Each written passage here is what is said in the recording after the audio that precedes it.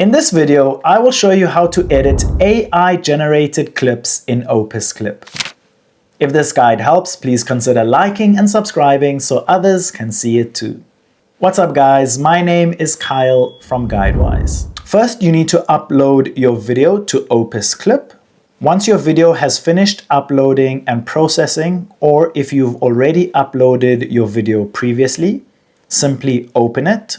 You will then see your video or shorts. Next to your video or short, click the editing tool, which is usually a pair of scissors. You can then go to the transcript section and make any edits and changes that you need to make. You can add emojis, you can change words. You can also trim your video and make it longer or shorter. And on the right column, you'll see a number of added options. You can add transitions, text, music, and more. If this video helped, don't forget to like and subscribe.